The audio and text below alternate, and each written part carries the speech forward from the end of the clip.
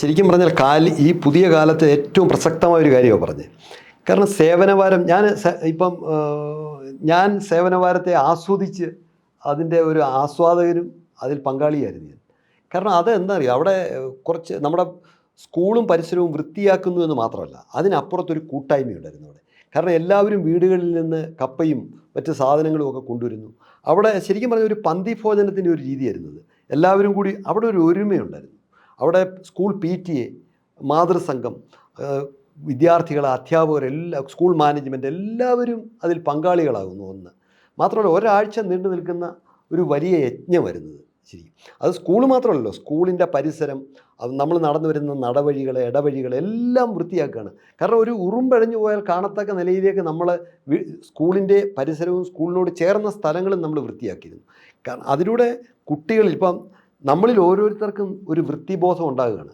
നമ്മുടെ വീടും നമ്മുടെ നാടും വൃത്തിയായി സൂക്ഷിക്കേണ്ടതാണ് എന്ന് പറയുന്ന വലിയൊരു സംസ്കാരത്തെ ശരിക്കും പറഞ്ഞാൽ പഠിപ്പിച്ചു തന്ന ഒരു പാഠശാലയായിരുന്നു ഈ ഒരാഴ്ചത്തെ ഈ സേവനവാരം. അതാണ് അതിൻ്റെ ഞാൻ കാണുന്ന ഒരു പ്രത്യേകത.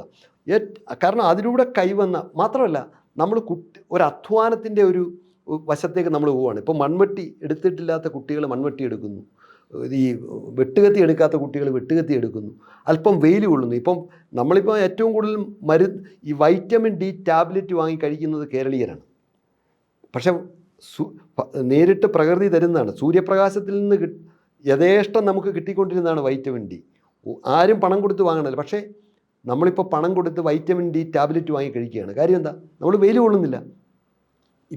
ഇതിനോട് ചേർന്ന് എനിക്കുള്ള എൻ്റെ വ്യക്തിപരമായ ഒരു അഭിപ്രായം കൂടെ ഞാൻ പറയുകയാണ്. കാരണം ഈ കുട്ടികൾക്ക് ഏതെങ്കിലും ആഴ്ചയിൽ ഒരു ദിവസമെങ്കിലും മണ്ണിലിറങ്ങി എന്തെങ്കിലും ഒരു വാഴ നടാൻ, അല്ലെങ്കിൽ ഒരു മൂട് പയർ നടാൻ, മണ്ണിലേക്കിറങ്ങാൻ ഉള്ള ഇത് നമ്മുടെ കരിക്കുലത്തിൻ്റെ ഭാഗമാകണം. കൃഷി സമ്പൂർണ്ണമായിട്ട് വേണമെന്നില്ല, പക്ഷേ കുട്ടികളൊന്ന് മണ്ണിലിറങ്ങണം, ഒരല്പം വെയിൽ കൊള്ളണം, കാലിൻ്റെ പാദത്തിലും കയ്യിലും ഒരല്പം മണ്ണ് പുരണ്ട്, അല്ലെങ്കിൽ മണ്ണ് ജീവൻ്റെ നിദാനമാണ് എന്ന ഒരു തിരിച്ചറിവ് നമ്മുടെ കുഞ്ഞുങ്ങൾക്കുണ്ടാകണം. ഇപ്പോൾ വീടിനകത്ത് പോലും നമ്മുടെ കുഞ്ഞുങ്ങൾ സോക്സ് ഇട്ടാണ് നടക്കുന്നത്. ശരി, നോക്കൂ, എനിക്ക് പലപ്പോഴും തോന്നാറുണ്ട്, ഇപ്പോൾ നമ്മൾ റെയിൽവേ സ്റ്റേഷനിൽ ധാരാളം കുട്ടികൾ ഈ അന്യ സംസ്ഥാനത്ത് നിന്നൊക്കെ വരുന്നവർ കഴിക്കുന്നു. അവർക്ക് ഒരു അസുഖമില്ല, ഒരു രോഗപ്രതിരോധ കുത്തിവയ്പ്പ് എടുക്കുന്നില്ല, അവരെ ഒന്നും ബാധിക്കുന്നില്ലല്ലോ. കാരണം എന്താണ്? മണ്ണൊരു ഏറ്റവും വലിയൊരു ഒരു ചികിത്സാ കേന്ദ്രമാണ്, പുണ്യ ചികിത്സ നടക്കുന്ന കേന്ദ്രമാണ് മണ്ണ്. മണ്ണിലില്ലാത്തതായി ഒന്നുമില്ല. ശരിക്കും മണ്ണിലിറങ്ങി ജീവിക്കുന്ന ഒരാളിനെ എല്ലാത്തിനെയും പ്രതിരോധിക്കാൻ കഴിയും. പണ്ടൊക്കെ കാലിൽ വളം കടിക്കുക എന്ന് പറയുന്ന ഒന്നുണ്ടായിരുന്നു. നിങ്ങൾക്ക് എത്ര പേർക്ക് അതറിയും എന്നെനിക്കറിയില്ല. കാരണം അന്ന് ചെരുപ്പിടാതെ ഈ മഴക്കാലത്തൊക്കെ നമ്മുടെ പറമ്പിൽ ഇറങ്ങുക എന്ന് പറയുന്നത് നമ്മുടെ ഒരു ജീവിതത്തിൻ്റെ ഭാഗമായിരുന്നു, ഇറങ്ങിയേ പറ്റൂ. ഈ മഴക്കാലം തീരുന്നതിന് മുമ്പായിട്ട് കാലിൻ്റെ ഈ താഴെ ഈ വളം കടിച്ചിട്ട് ഭയങ്കര ചൊറിച്ചിലും അസ്വസ്ഥതയുമാണ്. ഇപ്പോഴും ഞാൻ അതിന് ചുറ്റും ഒരു കയറ് വെച്ച് ഇങ്ങനെ വരിഞ്ഞ് കെട്ടിയിട്ട് ഒരു സൂചി വെച്ച് നമ്മളൊന്ന് കുത്തും, സേഫ്റ്റി പെൻ എടുത്തിട്ട്. കുറച്ച് ബ്ലഡ് പോയി കഴിയുന്നുണ്ടെങ്കിൽ നമുക്കൊരാശ്വാസം കിട്ടും. ഇത് ശരിക്കും അതിന് കിട്ടുന്ന ഒരു സുഖമുണ്ട്. ആ ബ്ലഡ് പോയി കഴിഞ്ഞ് ഈ ചൊറിച്ചിലിനൊരു ശമനം ഉണ്ടാകുന്ന ഒരു ഘട്ടം വരും. എന്തോ ഒരു അനുഭൂതിയാണ് അത്. നമ്മളിപ്പോൾ ഇരുന്നുകൊണ്ട് പറയുന്നുണ്ടെങ്കിൽ അത് അനുഭവിച്ചറിഞ്ഞിട്ടുള്ളവർക്കറിയാം. പക്ഷേ ഇന്ന് എത്ര കുട്ടികൾക്ക് ഈ മണ്ണിലിറങ്ങി വളം കടിക്കുന്നുണ്ട്? കാലിൽ വളം കടിക്കത്തില്ല, കാരണം മണ്ണിലിറങ്ങുന്നില്ലല്ലോ. അപ്പോൾ മണ്ണിലിറങ്ങാൻ കുഞ്ഞുങ്ങൾക്കൊരവസരം കൂടായിരുന്നു ഈ സേവനവാരം. ശരിക്കും പറഞ്ഞാൽ അതൊരു ആവശ്യമാണ്. ഇപ്പോൾ ഞാൻ പഠിച്ച UP സ്കൂളിൽ ഒരു പുതിയ മാതൃക ഞങ്ങൾ മുന്നോട്ട് വയ്ക്കുകയാണ്. തഴക്കര AV സംസ്കൃത സ്കൂൾ എന്ന് പറയും.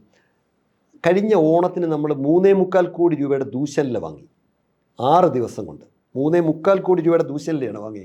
ഓണം ഉണ്ണാൻ മലയാളി. അതിൽ കൂടുതലും പ്ലാസ്റ്റിക് ഇലയാണെന്നുള്ളതാണ് അതിനേക്കാൾ രസകരമായ കാര്യം. ഈ പ്രാവശ്യം അത് മുന്നിൽ വെച്ചിട്ട് ഈ സ്കൂളിൽ ഞങ്ങൾ 60 കുട്ടികളുണ്ട്. ഒരു ചെറിയ UP സ്കൂളിലാണ്. 60 കുട്ടികൾക്കും വാഴക്കന്ന് കൊടുത്തു.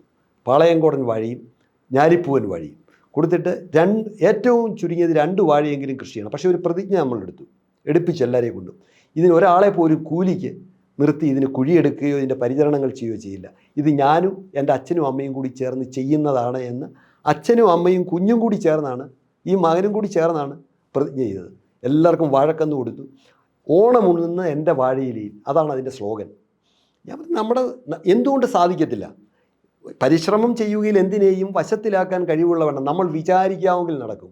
സ്കൂൾ കരിക്കുലത്തിൻ്റെ ഭാഗമായിട്ട് എൻ്റെ വ്യക്തിപരമായ അഭിപ്രായം ഞാൻ തുറന്നു പറയുകയാണ്, കൃഷി അതിൻ്റെ ഒരു ഭാഗമാകണം. സമ്പൂർണ്ണ കൃഷിയല്ല ഞാൻ ഉദ്ദേശിക്കുന്നത്. ആഴ്ചയിൽ 2 ദിവസമെങ്കിലും 1 മണിക്കൂർ സമയം ഒന്ന് മണ്ണിലിറങ്ങുവാൻ നമ്മുടെ കുഞ്ഞുങ്ങൾക്ക് അവസരമുണ്ടാകണം. അവർ മണ്ണിൻ്റെ നന്മ തൊട്ടറിയണം. അപ്പോഴേ അവർ മനുഷ്യരാകത്തുള്ളൂ. അതുകൊണ്ടാണല്ലോ മഹാത്മാഗാന്ധി പറഞ്ഞത്, നിങ്ങൾ ആരാണ് എന്ന് കോടതി ചോദിച്ചല്ലോ മഹാത്മാഗാന്ധിയോട്. അപ്പം ബ്രിട്ടീഷ് കോടതിയോട് മഹാത്മാഗാന്ധി പറഞ്ഞൊരു മറുപടിയുണ്ട്, ഞാൻ ഒരു കൃഷിക്കാരനാണ്. അപ്പോൾ കോടതിക്ക് ദേഷ്യമാണ് വന്നത്, നിങ്ങളെങ്ങനെ കൃഷിക്കാരനാകുന്നു? എനിക്കാവശ്യമായ ഭക്ഷണം മുഴുവൻ ഞാൻ എൻ്റെ കൈകൊണ്ട് ഞാൻ വിളയിച്ചെടുക്കുകയാണ്, അതുകൊണ്ട് ഞാനൊരു കൃഷിക്കാരനാണ്. എന്നിട്ട് വീണ്ടും അദ്ദേഹം പറയുന്നുണ്ടല്ലോ, ഒരു കാര്യം കൂടി എനിക്ക് ബഹുമാനപ്പെട്ട കോടതിയോട് ചൂണ്ടിക്കാണിക്കാനുണ്ട്. എന്താണ്? പറയൂ. ഞാൻ ഇതേ സമയം തന്നെ ഒരു നെയ്ത്തുകാരൻ കൂടിയാണ് എന്ന് ഗാന്ധിജി പറയുന്നു. എന്താണ് നിങ്ങളെങ്ങനെയാണ് നെയ്ത്തുകാരനാകുന്നത്? ഞാൻ ഈ ഉടുത്തിരിക്കുന്ന ചെറിയ മുണ്ടും ഞാൻ പുതച്ചിരിക്കുന്ന കുറിയാണ്ടും എൻ്റെ തക്കിളിയിൽ നൂൽ നൂറ്റ് ഞാൻ നെയ്തെടുത്തതാണ്, ഞാൻ എൻ്റെ തറിയിൽ നെയ്തതാണ്. അതുകൊണ്ട് ഞാനൊരു നെയ്ത്തുകാരൻ കൂടിയാണ്.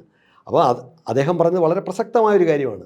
അതുതന്നെയാണല്ലോ. കാരണം നിങ്ങൾ പുറത്താരുമാകട്ടെ, മാധ്യമപ്രവർത്തകനാകട്ടെ, എഞ്ചിനീയറാകട്ടെ, ഡോക്ടറാകട്ടെ, പ്രൊഫസറാകട്ടെ, ആരുമാകട്ടെ, MLA ആകട്ടെ, മന്ത്രിയാകട്ടെ, പക്ഷേ വീട്ടിൽ തിരിച്ചെത്തുമ്പോൾ അരമണിക്കൂർ സമയം മണ്ണിലേക്ക് ഇറങ്ങണം എന്ന് ഗാന്ധിജി പറഞ്ഞത് ഈ സേവനവാര കാലത്ത് നമ്മളതൊന്ന് പ്രാവർത്തികമാക്കി. ശരിക്കും പറഞ്ഞാൽ കേരളം ഇന്ന് ആവശ്യപ്പെടുന്ന ഒരു കാര്യമാണിത്. അധ്വാനത്തിൻ്റെ മഹത്വം നമ്മുടെ കുഞ്ഞുങ്ങൾക്ക് മനസ്സിലാകണം. എൻ്റെ ദേഹത്ത് ഉറുമ്പ് കടിച്ചാൽ ഞാൻ ബംഗാളിയെ അന്വേഷിക്കുകയാണ് അതിനെ എടുത്തു കളയാൻ. ആ നിലയിലേക്ക് കേരളം മാറുമ്പോൾ 30 ലക്ഷത്തിലധികം അയൽ സംസ്ഥാന തൊഴിലാളികൾ കേരളത്തിൽ ജോലി ചെയ്യുന്നു. ഇത് ഭൂഷണമാണോ? നല്ലതാണോ? അപ്പം ഇത് തന്നെയാണ് യേശുക്രിസ്തു പറഞ്ഞത്, നിൻ്റെ വിയർപ്പായിരിക്കണം, നിൻ്റെ നെറ്റിയിലെ വിയർപ്പായിരിക്കണം നിൻ്റെ ഭക്ഷണം എന്ന് പറഞ്ഞത് ഇത് തന്നെയാണ്. അപ്പോൾ ഈ ചോദ്യം വളരെ പ്രസക്തമാണ്. കാരണം ഈ സേവനവാരം തിരിച്ചു വരുന്നതോടൊപ്പം തന്നെ കൃഷി നമ്മുടെ കരിക്കുലത്തിൻ്റെ, കുട്ടികളുടെ പാഠ്യ പദ്ധതിയുടെ ഒരു ഭാഗമായി മാറണം. കാരണം അവർ മണ്ണിലിറങ്ങി ഒരല്പം വെയിൽ കൊണ്ട് ശരീരം വിയർക്കുന്നത് നല്ലതാണ് എന്ന വലിയൊരു അനുഭവം ചൂടും അവർ മനസ്സിലാക്കണം എന്നാണ് എൻ്റെ പക്ഷം.